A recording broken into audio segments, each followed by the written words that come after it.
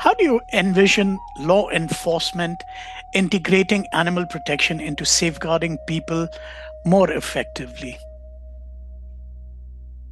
I mean, the most logical way. I mean, I do a lot of work around policy and strategy, and as opposed to legislation, because actually legislation generally isn't too bad. It's just not enforced properly.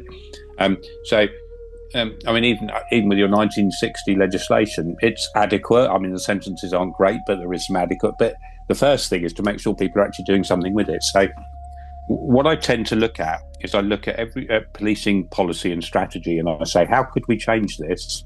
How could we impact your existing strategy by taking animals seriously? So, say, for example, policing strategy, either for India or for your region or for your town, is to tackle domestic abuse, to make sure there is no terrorism, to reduce violence against people in terms of homicides, to reduce child sexual abuse. So those are your priorities, which are most police officers' priorities.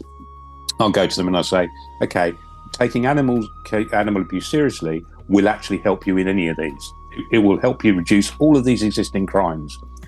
All you need to do is look at your strategy and say, right, okay, how can we reduce our existing priorities by just sticking animal abuse in there. So, for example, with domestic abuse, when we go to a domestic abuse case, do we ask the question, are there animals in the home?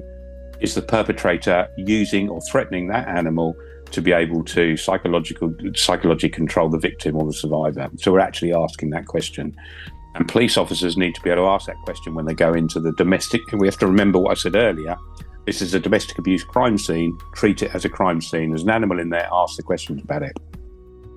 If we want to look at child sexual abuse, I know, because a lot of the research that I've done, that there are very strong links between animal sexual abuse and child sexual abuse. And I have seen a lot of cases in India, not necessarily more than anywhere else, of animal sexual abuse.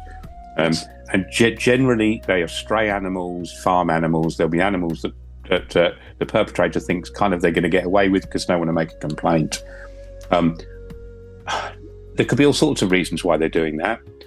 There's a particular individual, somebody in Germany called Peter Kurtzen that I talk about, who started off sexually abusing farm animals. And I won't go into too much detail because it's pretty horrific.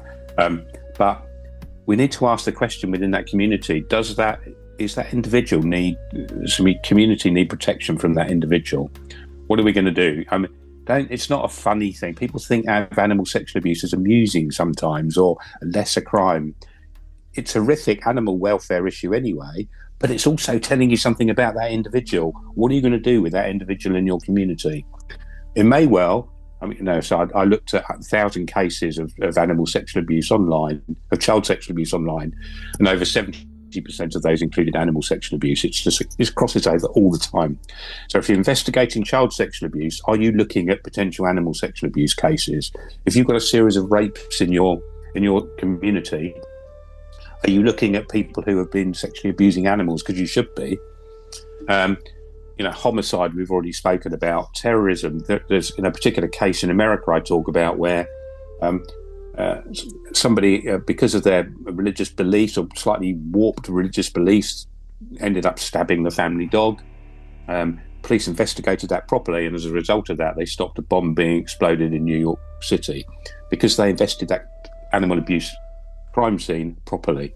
So look at your existing strategy, your existing priorities, and say, okay, let's put animals into this. It's I mentioned earlier about missed opportunities. This gives us an opportunity without doing any extra work at all in actually reducing our overall crime. Then you start to get police officers, local politicians on board. That's what I tend to do.